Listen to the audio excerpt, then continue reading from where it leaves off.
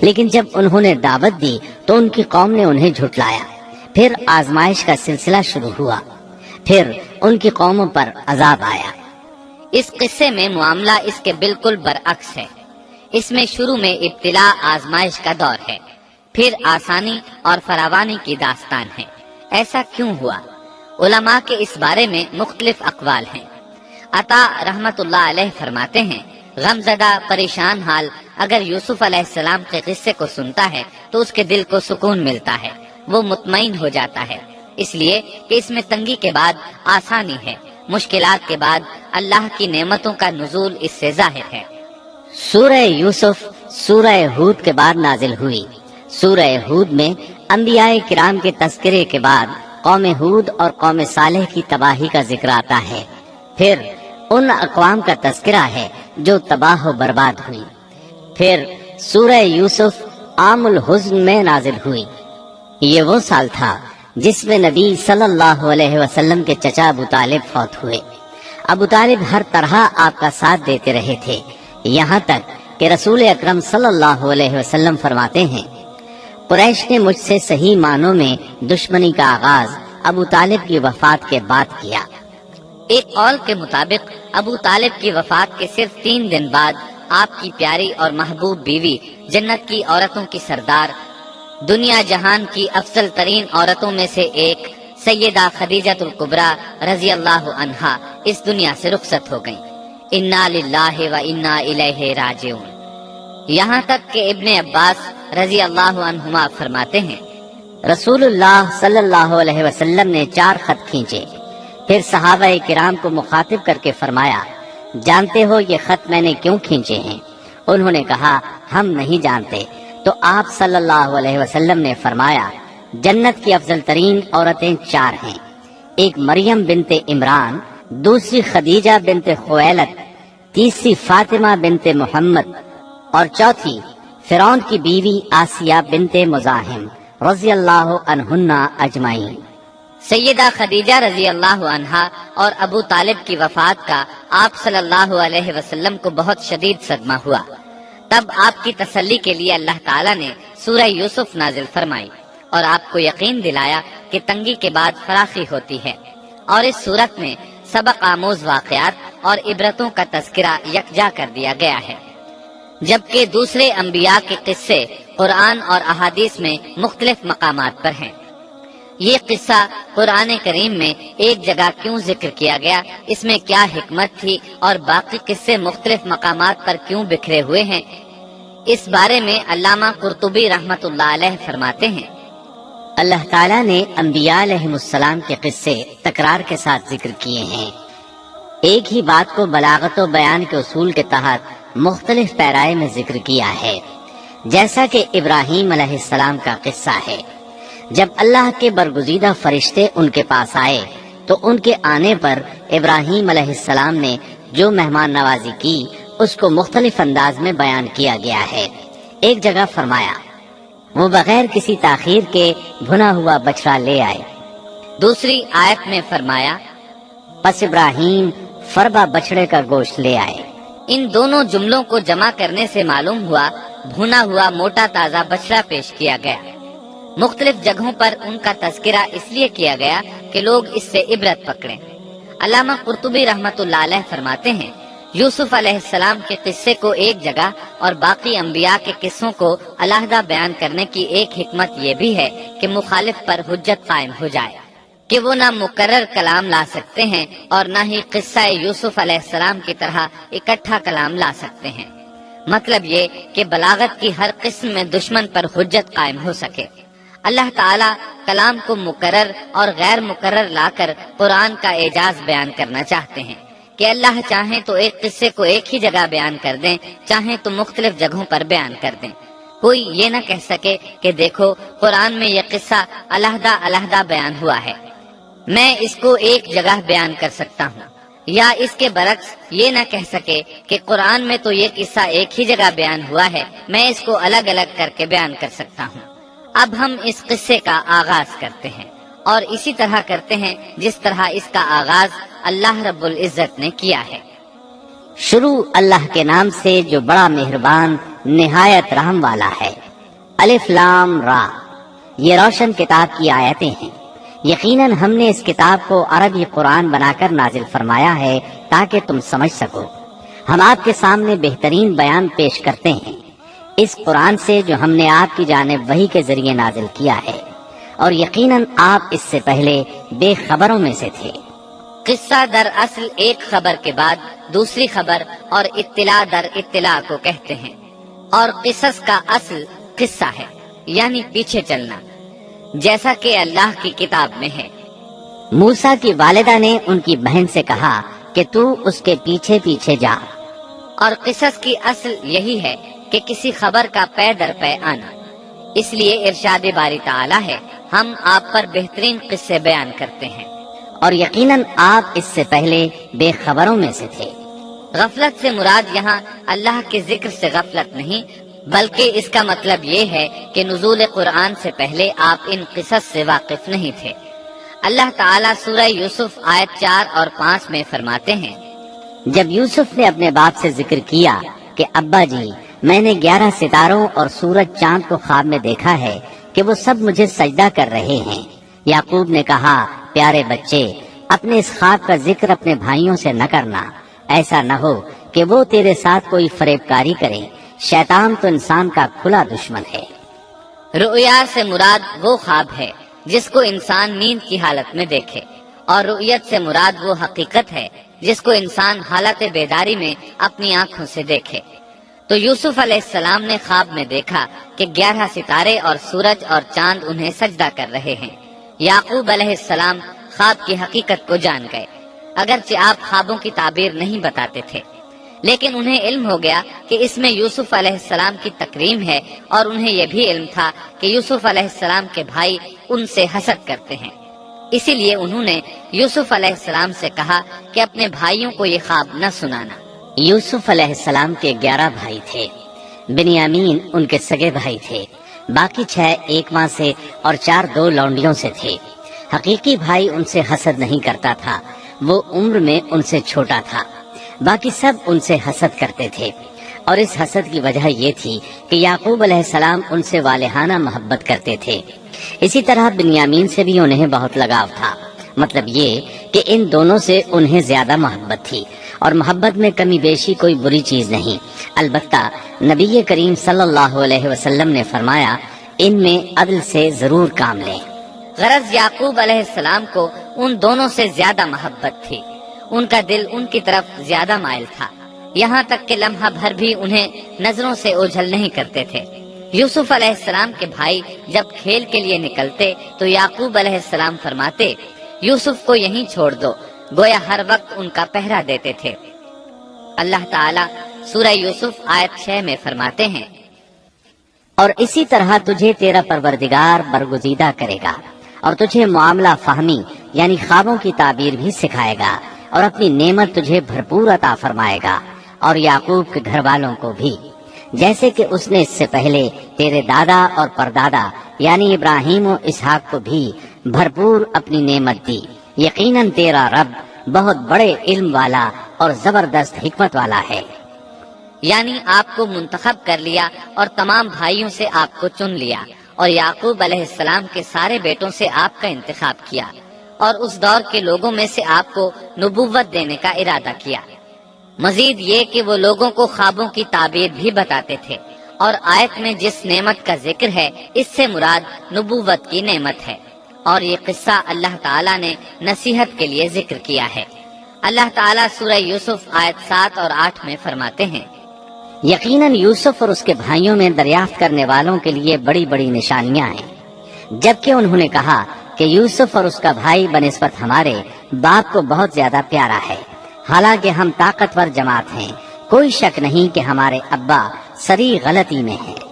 کہا جاتا ہے کہ یہودیوں نے نبی کریم صلی اللہ علیہ وسلم سے یوسف علیہ السلام کے قصے کے متعلق سوال کیا تو یہ مکمل صورت انہیں قصہ سنانے کے لیے نازل ہوئی، جبکہ بنی اسرائیل کو یہ مکمل قصہ معلوم نہ تھا، اور جو معلوم تھا وہ بھی تحریف شدہ تھا۔ قرآن ان کی اس تحریف کو واضح کرنے کے لیے بھی نازل ہوا، اور جو بھی بنی اسرائیل کا شخص یا کوئی اور اس کے متعلق پوچھے گا اس کے لیے عبرتیں اور نصیحتیں ہیں۔ یوسف کے بھائیوں نے کہا کہ ہمارا باپ یوسف اور اس کے بھائی سے زیادہ محبت کیوں کرتا ہے جبکہ ہم ایک جماعت ہیں۔ اپنے باپ کے اس عمل پر اعتراض کیا اور یقیناً یہ ایک بہت برا گمان تھا۔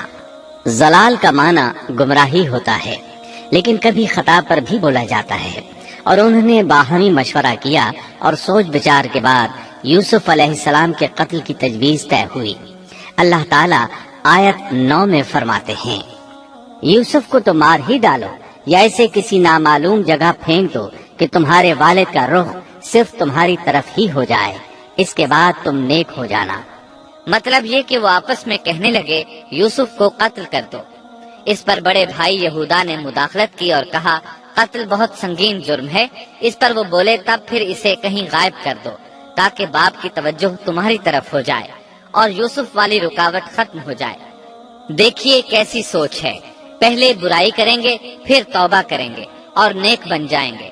بھلا کیا ایسا آدمی جو برائی اس نیت سے کرتا ہے بعد میں توبہ کر لے گا، کیا اس کی توبہ قبول ہوگی؟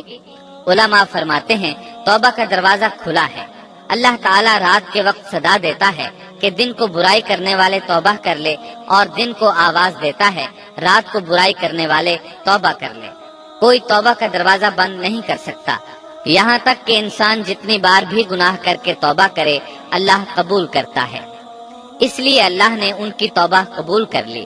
تاہم اس بات سے ڈرنا چاہیے کہ اگر گناہ کرنے کے بعد توبہ کا موقع ہی نہ ملے اور موت آ لے تو کیا ہوگا؟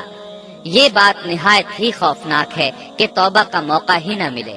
اللہ تعالیٰ آیت نمبر 10 میں فرماتے ہیں، ان میں سے ایک نے کہا یوسف کو قتل تو نہ کرو بلکہ اسے کسی اندھے کنویں کی تہ میں ڈالاؤ کہ اسے کوئی آتا جاتا قافلہ اٹھا لے جائے، اگر تمہیں کرنا ہی ہے تو یوں کرو۔ یہودا نے انہیں قتل سے روکا اور کہا قواسم کے راستے میں عموقی نام کا کنواں ہے، اسے اس میں ڈال دو، کوئی گزرتا ہوا قافلہ اسے اٹھا لے جائے گا۔ اس سے نجات ہی پانا چاہتے ہو تو یہ کام کرو۔ سب نے اس بات سے اتفاق کیا۔ اب اپنے باپ کے پاس گئے، باپ سے انہوں نے جو کہا آیت 11 اور 12 میں آتا ہے، انہوں نے کہا ابا آخر آپ یوسف کے بارے میں ہم پر اعتبار کیوں نہیں کرتے؟ ہم تو اس کے خیر خواہ ہیں، کل آپ ضرور اسے ہمارے ساتھ بھیج دیجئے کہ خوب کھائے پیے اور کھیلے، اور اس کی حفاظت کے ہم ذمہ دار ہیں۔ یعقوب علیہ السلام نے ان کی بات کے جواب میں جو کچھ کہا آیت نمبر 13 اور 14 میں اس کا ذکر موجود ہے۔ یعقوب نے کہا اسے تمہارا لے جانا مجھے تو سخت صدمہ دے گا، اور مجھے یہ بھی کھٹکا لگا رہے گا کہ تمہاری غفلت میں اسے بھیڑیا کھا جائے۔ انہوں نے جواب دیا کہ ہم جیسی زوراور جماعت کی موجودگی میں بھی اگر اسے بھیڑیا کھا جائے تو ہم بالکل نکمے ہی ہوئے۔ وہاں بھیڑیے کثرت سے تھے، اس لیے یعقوب علیہ السلام ڈرتے تھے۔ بیٹوں کے بار بار اصرار پر یعقوب علیہ السلام یوسف علیہ السلام کو ان کے ساتھ بھیجنے پر رضامند ہو گئے۔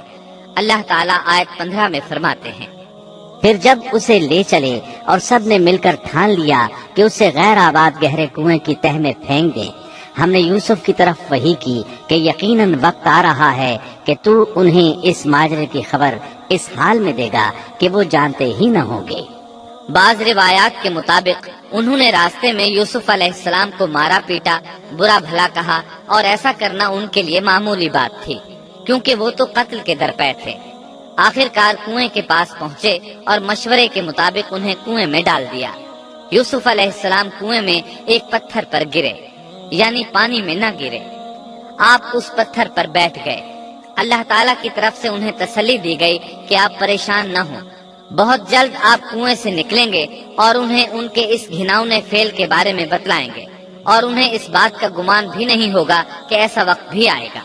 یوسف علیہ السلام کو کنویں میں ڈالنے کے بعد انہوں نے گھر جانے کی تیاری کی۔ آیت نمبر 16 میں آتا ہے، اور عشاء کے وقت وہ سب اپنے باپ کے پاس روتے ہوئے پہنچے۔ امام عامش قاضی شرح رحمت اللہ علیہ کی مجلس میں بیٹھے تھے۔ ایک عورت آئی، اس کا ایک آدمی سے جھگڑا تھا، وہ بہت شدت سے رو رہی تھی۔ عامش بولے، آپ دیکھتے نہیں یہ کس بری طرح رو رہی ہے؟ ان کا مطلب یہ تھا کہ یہ سچی ہے۔ قاضی شرح فرمانے لگے، یوسف علیہ السلام کے بھائی رات کو روتے ہوئے اپنے باپ کے پاس آئے تھے، پس فیصلہ رونے پر نہیں انصاف پر ہونا چاہیے۔ اب یوسف علیہ السلام کے بھائیوں نے باپ کو تفصیل سنائی۔ اللہ تعالیٰ اس کا ذکر آیت 17 میں فرماتے ہیں، اور کہنے لگے کہ ابا جی ہم تو آپس میں دوڑ میں لگ گئے اور یوسف کو ہم نے سامان کے پاس چھوڑا، پس اسے بھیڑیا کھا گیا۔ آپ تو ہماری بات نہیں مانیں گے، گو ہم بالکل سچے ہی ہوں۔ سو انہوں نے یہ بات بتائی، لیکن اس سے جھوٹ صاف ظاہر ہو رہا تھا، جیسا کہ اگلی آیت میں ہے۔ اور یوسف کے کرتے کو جھوٹ موڑ کے خون سے خون آلود بھی کر لائے تھے۔ ابن عباس رضی اللہ عنہما فرماتے ہیں کہ انہوں نے بکری ذبح کی اور یوسف علیہ السلام کی قمیص پر اس کا خون مل لیا اور خون میں لت پت قمیص یعقوب علیہ السلام کے پاس لے آئے۔ جب یعقوب علیہ السلام نے دیکھا تو فرمانے لگے، یہ بھیڑیا بھی کتنا رحم دل تھا، میرے بیٹے کو تو کھا لیا اور قمیص کو کچھ نہیں کہا، تمہاری عقل کہاں ہے؟ اس بات کا ذکر آیت 18 میں ہے۔ باپ نے کہا، یوں نہیں بلکہ تم نے اپنے ہی دل سے ایک بات بنا لی ہے، بس صبر ہی بہتر ہے، اور تمہاری بنائی ہوئی باتوں پر اللہ ہی سے مدد کی طلب ہے۔ ادھر دوسری طرف کیا ہوا؟ آیت 19 میں اللہ فرماتے ہیں، اور ایک قافلہ آیا اور انہوں نے اپنے ایک پانی لانے والے کو بھیجا، اس نے اپنا ڈول لٹکا دیا اور کہنے لگا، واہ واہ، خوشی کی بات ہے، یہ تو ایک لڑکا ہے۔ انہوں نے اسے مال تجارت قرار دے کر چھپا دیا، اور اللہ اس سے باخبر تھا جو وہ کر رہے تھے۔ تفصیل اس کی یہ ہے کہ ایک قافلہ اس کنویں کے پاس سے گزرا جس میں یوسف علیہ السلام موجود تھے۔ انہوں نے پانی کی تلاش میں ایک خادم کو بھیجا، وہ کنویں تک پہنچا، اس نے کنویں میں ڈول لٹکایا، یوسف علیہ السلام اس ڈول میں بیٹھ گئے۔ خادم نے ڈول نکالا تو اس میں ایک خوبصورت بچے کو دیکھا، مارے خوشی کے وہ پکار اٹھا، یہاں ایک لڑکا ہے۔ اس زمانے میں غلاموں اور لونڈیوں کی تجارت ہوتی تھی، انہیں خوف محسوس ہوا کہ کہیں یہ لڑکا ان سے چھن نہ جائے۔ اس خوف کے پیش نظر انہوں نے یوسف علیہ السلام کو چھپا لیا۔ انہوں نے یہ بھی سوچا کہ شاید یہ بھاگا ہوا غلام ہے، اگر اس کا مالک آ گیا تو وہ اسے لے جائے گا۔ یہ قافلہ مدائن سے مصر جا رہا تھا۔ جب یہ مصر پہنچے تو انہوں نے یوسف علیہ السلام کو معمولی قیمت میں فروخت کر دیا۔ معمولی قیمت میں فروخت کرنے کی جلدی بھی انہوں نے اسی خیال کے تحت کی کہ کہیں اس کا مالک نہ آ جائے۔ ابن عباس رضی اللہ عنہما فرماتے ہیں کہ انہوں نے یوسف علیہ السلام کو صرف 20 درہم میں بیچ دیا، اور یہ نہایت معمولی قیمت تھی۔ آیت نمبر 21 میں ہے، مصر والوں میں سے جس نے اسے خریدا تھا اس نے اپنی بیوی سے کہا کہ اسے بہت عزت و احترام کے ساتھ رکھو، بہت ممکن ہے کہ یہ ہمیں فائدہ پہنچائے یا اسے ہم اپنا بیٹا ہی بنا لیں۔ یہ شخص مصر کا وزیر خزانہ تھا، بے اولاد تھا۔ اس نے سوچا شاید یہ لڑکا بڑا ہو کر اچھا انسان بنے، لہذا کیوں نہ ہم اسے بیٹا بنا لیں۔ اس طرح یوسف علیہ السلام وزیر خزانہ کے گھر پلے بڑھے۔ وزیر خزانہ عزیز مصر کہلاتا تھا۔ عزیز نے آپ کو بیٹوں کی طرح رکھا۔ آپ کچھ بڑے ہوئے تو شاہی محل کی دیکھ بھال آپ کے ذمے لگا دی گئی، شاہی محل کے تمام اختیارات آپ کے سپرد کر دیے گئے۔ اللہ تعالیٰ آیت 21 اور 22 میں فرماتے ہیں، یوں ہم نے مصر کی سرزمین میں یوسف کا قدم جما دیا کہ ہم اسے خواب کی تعبیر کا کچھ علم سکھا دیں۔ اللہ اپنے ارادے پر غالب ہے، لیکن اکثر لوگ بے علم ہوتے ہیں۔ اور جب یوسف پختگی کی عمر کو پہنچ گئے تو ہم نے اسے قوت فیصلہ اور علم دیا۔ ہم نیک کاروں کو اسی طرح بدلہ دیتے ہیں۔ یوسف علیہ السلام بہت پاکیزہ اور توحید والے ماحول میں پروان چڑھے۔ گھر کا سارا انتظام انہی کے ہاتھ میں تھا۔ آپ بہت بصیرت اور سوجھ بوجھ سے گھر کا نظام چلا رہے تھے۔ ابھی عزیز مصر کی بیوی نے آپ کو گمراہ کرنے کی کوشش نہیں کی تھی کہ علم اور بصیرت کی صفات آپ میں موجود تھیں۔ مفسرین لکھتے ہیں، جب یوسف علیہ السلام کی عمر 17-18 سال کی ہوئی تو جوانی کے ساتھ ان کے حسن میں مزید اضافہ ہوا۔ حسن یوسف واقعی بے مثال تھا۔ نبی اکرم صلی اللہ علیہ وسلم فرماتے ہیں، معراج کی رات میری ملاقات یوسف علیہ السلام سے ہوئی، ایسا لگتا تھا کہ دنیا کا نصف حسن یوسف علیہ السلام کو ملا ہے۔ مفسرین اس کی وضاحت کرتے ہیں کہ حسن کو اللہ تعالیٰ نے 2 حصوں میں تقسیم کیا ہے، آدھا حسن یوسف علیہ السلام کو دیا اور آدھا باقی ساری مخلوق میں تقسیم کر دیا۔ اللہ اکبر، یہ ہے حسن یوسف۔ اور جب یوسف کے حسن کی کیفیت یہ ہے تو پھر اس کے خالق کے کیا کہنے۔ جب عزیز مصر کی بیوی نے ان کا حسن دیکھا تو بے اختیار ہو گئی، اس کے اندر ہیجان پیدا ہوا۔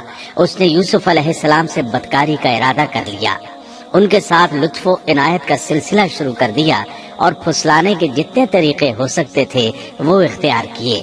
ناز و نخرے کے ساتھ اس سے پیش آنے لگی۔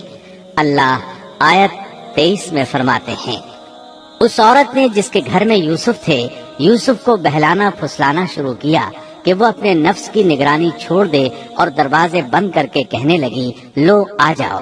یوسف نے کہا، اللہ کی پناہ، وہ میرا رب ہے، مجھے اس نے بہت اچھی طرح رکھا ہے، بے انصافی کرنے والوں کا بھلا نہیں ہوتا ہے۔ مطلب یہ کہ آخر نوبت یہاں تک پہنچ گئی کہ ایک دن اس نے سارے دروازے بند کر لیے اور کہنے لگی، آئیے یوسف، میں نے یہ زیب و زینت آپ کے لیے کی ہے۔ یوسف علیہ السلام فرمانے لگے، اللہ کی پناہ، یہ ناممکن ہے، میں ایسا نہیں کر سکتا۔ کیا میں اپنے مالک کی گھر والی سے بدکاری کروں جس نے مجھے اپنے بیٹوں کی طرح ناز و نعمت میں رکھا؟ یہ بہت بڑا ظلم ہے اور ظالم لوگ فلاح نہیں پا سکتے۔ آپ نے فوراً انکار کر دیا، اس لیے کہ آپ صاحب علم تھے، صاحب حلم تھے، بادشاہ کے مقام اور مرتبے کو جاننے کے ساتھ برائی کے نقصانات سے بھی باخبر تھے، خود صاحب فضل تھے اور اہل فضل کے مقام و مرتبے سے بھی واقف تھے۔ قرآن کریم کی آیات آپ کی طہارت اور پاکیزگی بیان کر رہی ہیں۔ آیت 24 میں ہے، اس عورت نے یوسف کا قصد کیا اور یوسف اس کا قصد کرتے اگر وہ اپنے پروردگار کی دلیل نہ دیکھتے۔ یوسف علیہ السلام نے اس کا ارادہ نہیں کیا، یہاں تک کہ اللہ تعالیٰ کی مہربانی سے ان کے دل میں اس گناہ کا خیال تک نہیں آیا۔ اللہ تعالیٰ نے آخر آپ کو علم بھی دیا تھا اور حلم بھی۔ آپ بادشاہ کے مرتبے سے واقف تھے، نیک تھے، جانتے تھے زانی کبھی فلاح نہیں پا سکتا، بلکہ آپ نے تو فوراً کہہ دیا، اللہ کی پناہ، میں ایسا ہرگز نہیں کر سکتا۔ اتنی بڑی آزمائش میں ان کے دل میں خیال آنا ممکن تھا، جیسا کہ سخت گرمی اور پیاس کی حالت میں کسی کو ٹھنڈے پانی کا گلاس ملے تو دل میں پانی پی لینے کا خیال ضرور آتا ہے، لیکن پھر یاد آتا ہے کہ وہ روزے سے ہے۔ لیکن یوسف علیہ السلام کے دل میں تو اتنا سا خیال بھی نہیں آیا۔ اس کی وجہ یہ تھی کہ آپ نے اپنے رب کی دلیل دیکھی تھی۔ وہ دلیل کیا تھی، اس بارے میں مفسرین کے مختلف اقوال ہیں۔ بعض کہتے ہیں آپ نے جبرائیل علیہ السلام کو دیکھا، بعض کہتے ہیں آپ نے یعقوب علیہ السلام کو دیکھا، وہ انہیں انگلی کے اشارے سے منع کر رہے تھے۔ بعض نے لکھا ہے کہ آپ نے دروازے پر یہ لکھا دیکھا تھا، بے شک زنا بڑی بے حیائی اور بہت ہی بری راہ ہے۔ بہرحال یہ مفسرین اور مورخین کے اقوال ہیں، اس بارے میں کوئی صحیح حدیث نہیں ملتی۔ اتنا ہے کہ آپ نے کوئی ایسی چیز دیکھی ضرور تھی جس کی بنا پر آپ کو خیال تک نہ آیا، اور برہان اللہ ہی کی طرف سے تھی، اس نے انہیں سوچنے بھی نہ دیا۔ اللہ آیت نمبر 24 میں فرماتے ہیں، اس طرح ہم نے انہیں اس برائی اور بے حیائی سے بچا لیا کیونکہ وہ ہمارے مخلص بندوں میں سے تھے۔ اللہ نے آپ کو صرف زنا سے نہیں برائی سے بھی بچا لیا۔ یہ اس بات کی دلیل ہے کہ آپ نے ارادہ تک نہیں کیا۔ پھر اسی آیت میں اللہ نے آپ کو اپنا برگزیدہ بندہ فرمایا، اور یہ ممکن ہی نہیں کہ کوئی انسان اللہ کے برگزیدہ بندوں میں سے بھی ہو اور پھر کفر بھی کرے، ہرگز ممکن نہیں۔ انبیاء ایسی باتوں سے پاک رہتے ہیں۔ عزیز مصر کی بیوی نے اصرار کیا، آپ کو مجبور کیا اور لگی چمٹنے تو یوسف علیہ السلام وہاں سے بھاگے۔ عزیز کی بیوی آپ کے پیچھے بھاگی۔ اللہ تعالیٰ نے آیت 25 میں اس واقعے کو یوں بیان فرمایا ہے، اور دونوں دروازے کی طرف دوڑے اور اس عورت نے یوسف کا کرتا پیچھے کی طرف سے کھینچ کر پھاڑ ڈالا اور دروازے کے پاس ہی عورت کا شوہر دونوں کو مل گیا تو کہنے لگی، جو شخص تیری بیوی کے ساتھ برا ارادہ کرے بس اس کی سزا یہی ہے کہ اسے قید کر دیا جائے یا اور کوئی دردناک سزا دی جائے۔ سیدنا یوسف علیہ السلام خود کو بچانے کے لیے دروازے کی طرف دوڑ پڑے تھے، یہ پیچھے دوڑی۔ دروازہ بند تھا، ابھی آپ دروازہ کھولنے کی کوشش کر رہے تھے کہ اس نے پیچھے سے آپ کی قمیص پکڑ لی۔ جھٹکا جو لگا تو قمیص پیچھے سے پھٹ گئی۔ اسی دوران دروازہ کھل گیا اور عزیز مصر اندر داخل ہوا۔ اس نے یہ منظر اپنی آنکھوں سے دیکھا کہ اس کی بیوی زیب و زینت کے ساتھ بن سنور کر یوسف علیہ السلام کے بالکل پیچھے کھڑی ہے۔ اسی وقت اس نے خود کو الزام سے بچانے کے لیے کہہ دیا، جو تیری بیوی کے ساتھ برائی کا ارادہ رکھتا ہے اس کا کیا بدلہ ہے؟ پھر خود ہی کہنے لگی، اسے قید خانے میں بند کر دینا چاہیے۔ ایسا اس نے اس لیے کہا کہیں وہ یوسف علیہ السلام کو قتل نہ کر دے۔ ادھر یوسف علیہ السلام نے بھی فوراً اپنا دفاع کیا اور کہا، میں مجرم نہیں بلکہ یہ ساری کارستانی اس کی اپنی ہے۔ آیت 26 اور 27 میں ہے۔ یوسف نے کہا، یہ عورت ہی مجھے پھسلا رہی تھی، اور عورت کے قبیلے ہی کے ایک شخص نے گواہی دی کہ اگر اس کا کرتا آگے سے پھٹا ہوا ہو تو عورت سچی ہے اور یوسف جھوٹ بولنے والوں میں سے ہے، اور اگر اس کا کرتا پیچھے کی جانب سے پھٹا ہوا ہو تو عورت جھوٹی ہے اور یوسف سچوں میں سے ہے۔ یہ گواہ کون تھا؟ اس بارے میں دو قسم کی روایات ہیں۔ پہلی روایت یہ ہے کہ وہ دودھ پیتا بچہ تھا، اس نے کہا کہ اس عورت نے بہکایا ہے اور یہ اللہ کا معجزہ تھا۔ دوسری روایت یہ ہے کہ عزیز مصر کے ساتھ اس کا چچا زاد تھا، اس نے کہا، قمیص دیکھو کہاں سے پھٹی ہے، پیچھے سے پھٹی ہے تو یوسف سچے، اور آگے سے پھٹی ہے تو پھر وہ سچی ہے، یوسف جھوٹے ہیں۔ آیت نمبر 28 میں آتا ہے، سو جب خاوند نے دیکھا کہ یوسف کا کرتا پیٹھ کی جانب سے پھٹا ہوا ہے تو صاف کہہ دیا کہ یہ تو عورتوں کی چال بازی ہے، بے شک تمہاری چال بازی بہت بڑی ہے۔ سید قطب کہتے ہیں، عزیز مصر ان لوگوں میں سے تھا جن کے نزدیک شرف کی کوئی قیمت نہیں تھی۔ اگر اس میں غیرت ہوتی تو اس کا خون کھولتا، وہ عورت پر برہم ہوتا، لیکن اس نے غصے کے بغیر کہا۔ آیت 29 میں ہے، یوسف اب اس بات کو جانے دو، اور اے عورت تو اپنے گناہ سے توبہ کر، بے شک تو گناہ گاروں میں سے ہے۔ اس کے علاوہ اس نے کوئی اور بات نہ کی، یہاں تک کہ یوسف علیہ السلام کو گھر ہی میں رہنے دیا، جدا بھی نہ کیا۔ لیکن پھر یہ خبر شہر میں آگ کی طرح پھیل گئی، عورتیں طرح طرح کی باتیں کرنے لگیں، لوگ عزیز مصر کی بیوی کو تانے دینے لگے۔ آیت 30 میں ہے، اور شہر کی عورتوں میں چرچا ہونے لگا کہ عزیز مصر کی بیوی اپنے جوان غلام کو اپنا مطلب نکالنے کے لیے بہلانے پھسلانے میں لگی رہتی ہے، اس کے دل میں یوسف کی محبت بیٹھ گئی ہے، ہمارے خیال میں تو وہ سری گمراہی میں ہے۔ یہ چرچا ہونے لگا کہ عزیز مصر کی بیوی ایک غلام کے ساتھ برائی پر تل گئی، اگر کسی آزاد کے ساتھ ایسا کرتی تو معاملہ اور تھا، غلام سے محبت کر بیٹھی، یہ تو اس نے بے وقوفی کی انتہا کر دی۔ اس طرح اسے خوب برا بھلا کہا گیا۔ یہ خبر عزیز مصر کی بیوی تک بھی پہنچ گئی۔ آیت 31 میں ہے، اس نے جب ان عورتوں کی پرفریب مکارانہ باتیں سنی تو انہیں بلوا بھیجا اور ان کے لیے ایک مجلس مرتب کی، اور ان میں سے ہر ایک کو چھری دی اور کہا، اے یوسف ان کے سامنے چلے آؤ۔ ان عورتوں نے جب اسے دیکھا تو بہت بڑا جانا اور اپنے ہاتھ کاٹ لیے، اور زبان سے نکل گیا کہ اللہ کی پناہ، یہ انسان تو ہرگز نہیں، یہ تو یقیناً کوئی بہت ہی بزرگ فرشتہ ہے۔ وضاحت اس کی یہ ہے کہ اس عورت نے اپنے گھر میں ایک دعوت کا انتظام کیا، تمام عورتوں کو اس دعوت میں بلایا، دعوت کا انتظام اس طرح کیا کہ سب کے لیے ایک تکیہ لگایا، پھل سامنے رکھے اور ہر ایک کو ایک ایک چھری تھما دی، ساتھ ہی یوسف علیہ السلام سے کہا کہ مجلس میں آ جائیں۔ جب یوسف علیہ السلام آئے تو وہ انہیں دیکھ کر مبہوت رہ گئیں، ان کے حسن سے اس قدر متاثر ہوئی کہ اپنا ہوش نہ رہا اور پھلوں کے بجائے اپنے ہاتھ کاٹ ڈالے، لیکن اس کا انہیں احساس تک نہ ہوا۔ سبحان اللہ، کیا حسن تھا جس کی وجہ سے انہوں نے اپنے ہاتھ کاٹ لیے اور خبر تک نہ ہوئی۔ کہنے لگیں، یہ تو کوئی فرشتہ معلوم ہوتا ہے، انسان اتنا خوبصورت کیسے ہو سکتا ہے۔ آیت 32 میں ہے، اس وقت عزیز مصر کی بیوی نے کہا، یہ ہے وہ جس کے بارے میں تم مجھے تانا دے رہی تھی، میں نے ہر چند اس سے اپنا مطلب حاصل کرنا چاہا، لیکن یہ بال بال بچا رہا، اور جو کچھ میں اس سے کہہ رہی ہوں اگر یہ نہ کرے گا تو یقیناً یہ قید کر دیا جائے گا، اور بے شک یہ بہت ہی بے عزت ہوگا۔ یہ آیت اس بات کی واضح دلیل ہے کہ یوسف علیہ السلام نے برائی کا ارادہ نہیں کیا تھا۔ پھر بات یہیں پر ختم نہیں ہو گئی، بلکہ تمام عورتیں یوسف علیہ السلام پر ٹوٹ پڑیں ان میں سے ہر ایک کی خواہش تھی کہ یوسف علیہ السلام اس سے محبت کریں اور بے حیائی کا ارتکاب کریں۔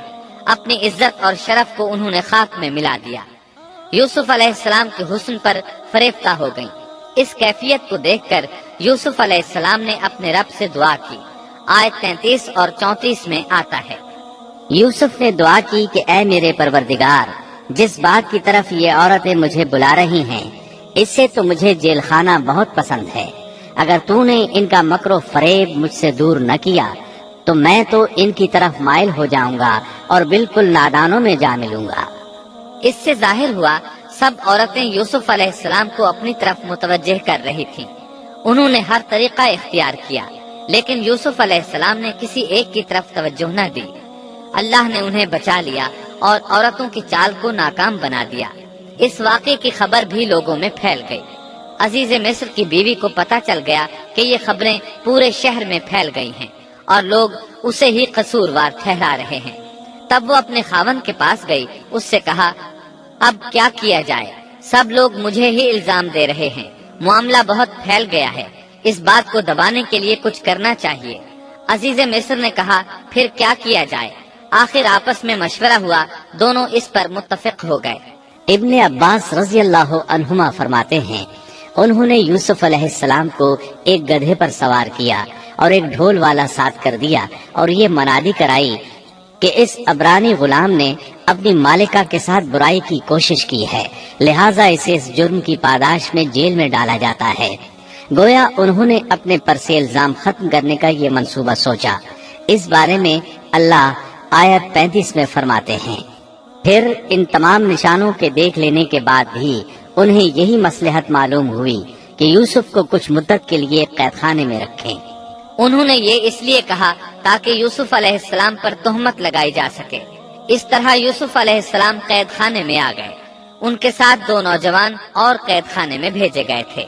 کچھ دن ساتھ رہنے کے بعد وہ جان گئے کہ یوسف علیہ السلام نیک سیرت انسان ہیں، عبادت گزار نوجوان ہیں۔ ایک رات دونوں نوجوانوں نے خواب دیکھے۔ صبح ہوئی تو دونوں یوسف علیہ السلام کے پاس گئے اور اپنا اپنا خواب سنایا۔ قرآن کریم آیت 36 میں اس کو یوں بیان کرتا ہے، اس کے ساتھ ہی 2 اور جوان بھی جیل خانے میں داخل ہوئے۔ ان میں سے ایک نے کہا کہ میں نے خواب میں اپنے آپ کو شراب میں چوڑتے دیکھا ہے، اور دوسرے نے کہا میں نے اپنے آپ کو دیکھا ہے کہ میں اپنے سر پر روٹی اٹھائے ہوئے ہوں جسے پرندے کھا رہے ہیں۔ ہمیں آپ اس کی تعبیر بتائیے، ہمیں تو آپ خوبیوں والے شخص دکھائی دیتے ہیں۔ قید خانے کے قیدی بھی جان چکے تھے کہ یوسف علیہ السلام نیک ہیں۔ آپ نے سوچا یہ دین کی دعوت دینے کا بہترین موقع ہے۔ انہوں نے جو کچھ ان سے کہا وہ آیت نمبر 37 اور 38 میں اس طرح آیا ہے، یوسف نے کہا تمہیں جو کھانا دیا جاتا ہے اس کے تمہارے پاس پہنچنے سے پہلے ہی میں تمہیں اس کی تعبیر بتلا دوں گا۔ یہ سب اس علم کی بدولت ہے جو مجھے میرے رب نے سکھایا ہے۔ میں نے ان لوگوں کا مذہب چھوڑ دیا ہے جو اللہ پر ایمان نہیں رکھتے اور آخرت کے بھی منکر ہیں۔ میں اپنے باپ دادوں کے دین کا پابند ہوں، یعنی ابراہیم، اسحاق اور یعقوب کے دین کا۔ ہمیں ہرگز یہ سزاوار نہیں کہ ہم اللہ کے ساتھ کسی کو بھی شریک کریں۔ ہم پر اور تمام اور لوگوں پر اللہ کا یہ خاص فضل ہے، لیکن اکثر لوگ ناشکری کرتے ہیں۔ آپ نے سب سے پہلے اپنا تعارف